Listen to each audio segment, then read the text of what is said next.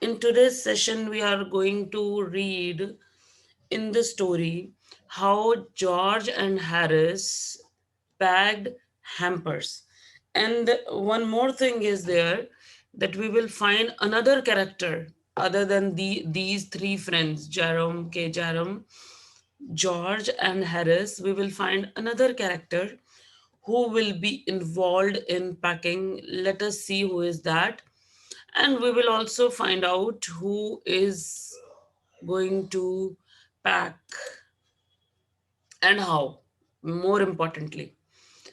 So they begin in a light-hearted spirit. They are Jerome, and not Jerome. Jerome has already packed. George and Harris. Evidently means which it was clearly seen that they intending means they wanted to show Jerome that how packing is done. I made no comment. Now Jaram says that I made no comment.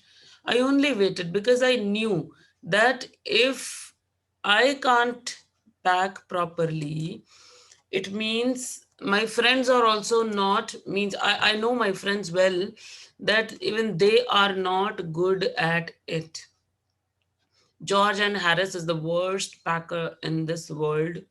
And I looked at the piles of plates and cups and kettles and bottles and jars and pies and stoves and cakes and tomatoes, etc.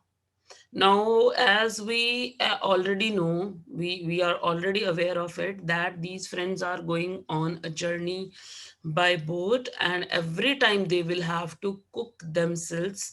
Means whenever they would be tired, they would stop at some place, and then they will have to, cook for themselves. And for that they needed all these things which I have just mentioned.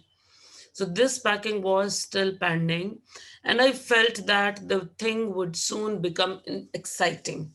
When I saw the heaps of these things, I was sure that my friends are going to have fun with it, because they are also not going to do it, easily and properly.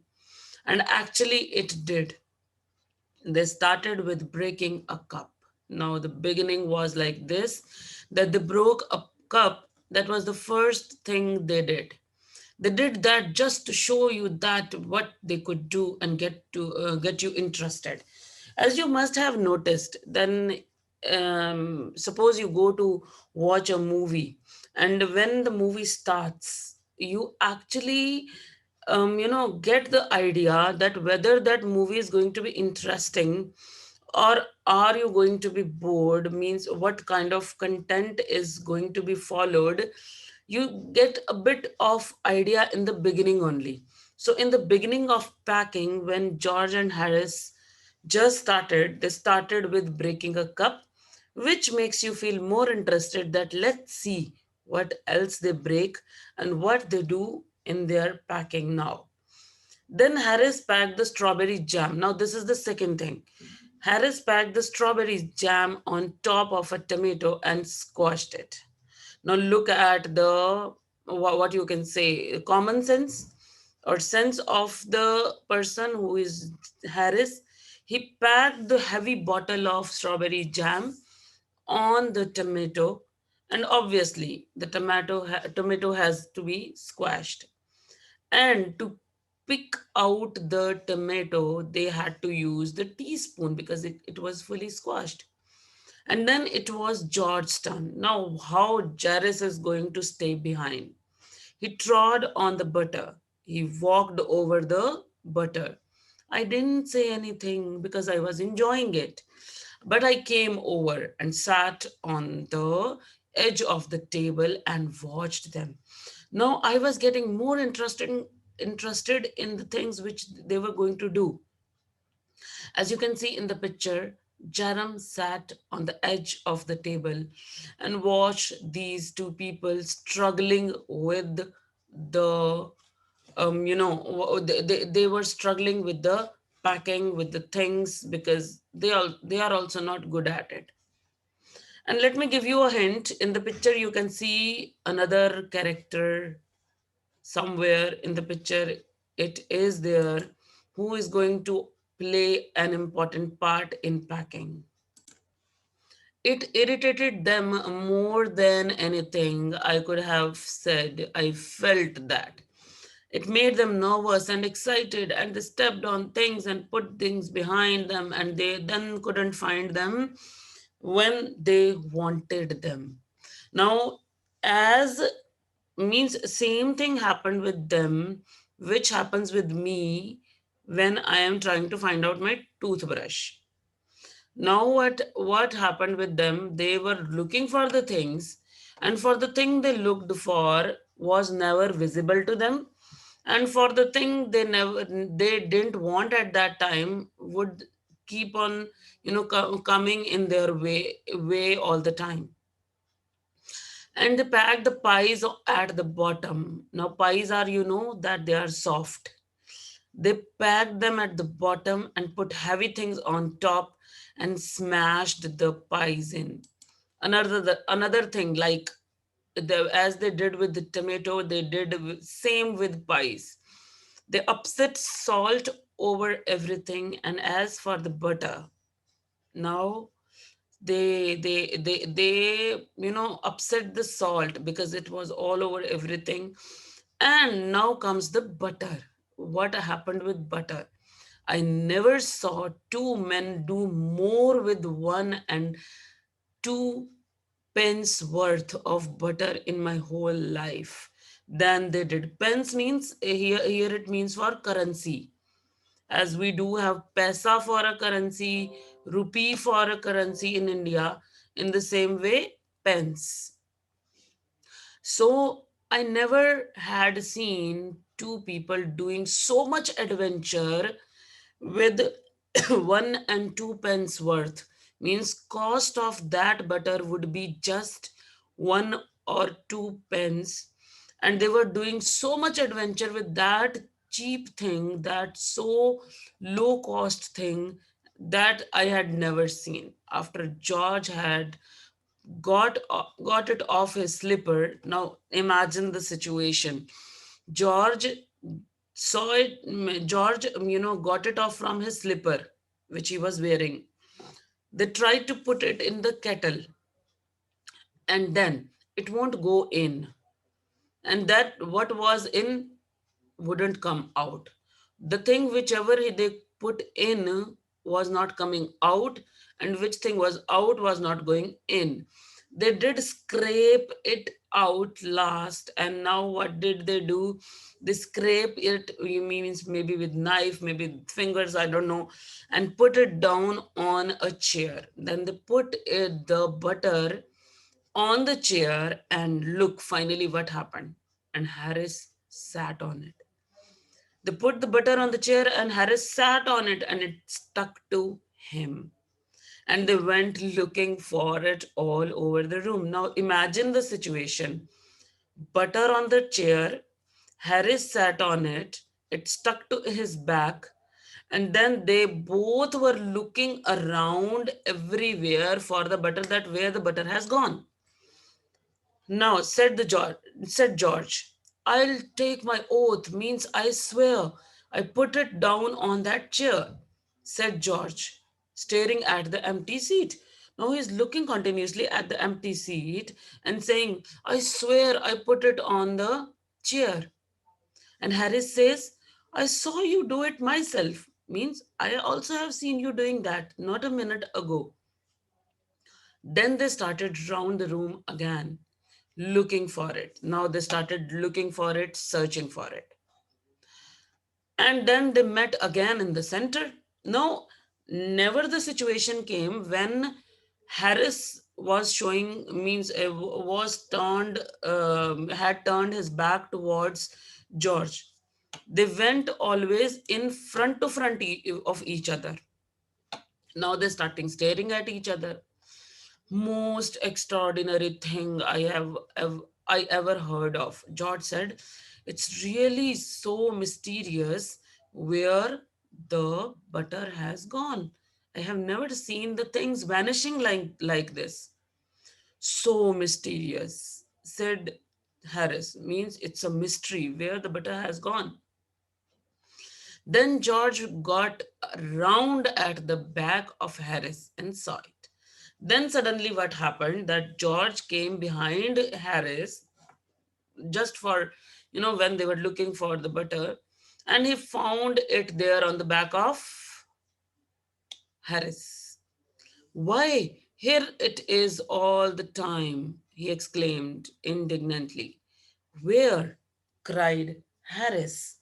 Now, obviously, Harris doesn't know that where the butter is. So he's saying that where it is, I can't see it. And then what happens? Stand still, can't you? Roared means he shouted at Harris and said that stay still means don't move, and he flew after him just to get the hold of that piece of butter so that he can have it and pack it again. Now, let me tell you what is the meaning of indignant, indignantly. Meaning of it is showing anger, right? Because George was showing anger because why he's angry? Because Harris was carrying it all over, but nobody was able to see it. And they got it off and packed it in the teapot. Now the finally the butter was packed. Now we are going to talk about next character, that is Montmorency, who is dog. Montmorency was in it all, of course. Montmorency's ambition in life. Now this paragraph is really interesting. So everybody just let's listen to it very carefully. Montmorency was in it all, of course, means he was involved here. As we saw in the picture, he was all the time watching these people packing. Montmorency's ambition in life is to get in the way and be sworn at it. Now, like everybody has one or other aim in the life. Like if I talk about you, somebody of you will be having ambition of becoming, engineer, doctor, or maybe a teacher also. Means there is always one or other ambition, but Montmorency cannot be an engineer, doctor. So his only ambition in life was to get in the way of the other people and then get scolded. Means his day wouldn't be complete if he won't get any scolding. He won't get all the things in an angry manner from his master. So his ambition was to get scolded all the time. If he can squirm in anywhere where he particularly is not wanted and be a perfect nuisance and make people mad, means if he can go anywhere where he is not needed, means he will go at the place where he is not required. And then squirm means, as you must have noticed, that in a particular way, a dog twists his body, right? So, this motion of twisting, snake like motions, as he twists his body, he would twist himself and enter in the place where he is not wanted. And if then he is able to make a nonsense, he started behaving in a nonsense manner. Means if he becomes a nonsense and makes people mad with his actions, with his intrusions, and have things thrown at his head, and if the people get angry and start throwing things on his head, only then he feels that his day was not at all wasted. Means whenever he would enter somewhere where he is not wanted, and then he would create trouble for them, other people, if they would start throwing things at him or scolding him, then only he would be happy that thank God, now my day is not wasted. To get somebody to stumble over him and curse him steadily for an hour is his highest aim and object. The more highest aim is, the most highest aim is that people coming in his way stumble means they come in their way, and actually they don't come in their way. He would come in the way of the people. Stumble means to get a fall. If the people trip because of him and fall on the floor, fall on the ground, and start cursing him, start saying bad things to him steadily, continuously for 1 hour, it would be the highest aim of his life. Means not only making people angry, if he is able to make people fall because of him, and then people start cursing him, then he would think that, and one that he then he would think that his highest aim is achieved.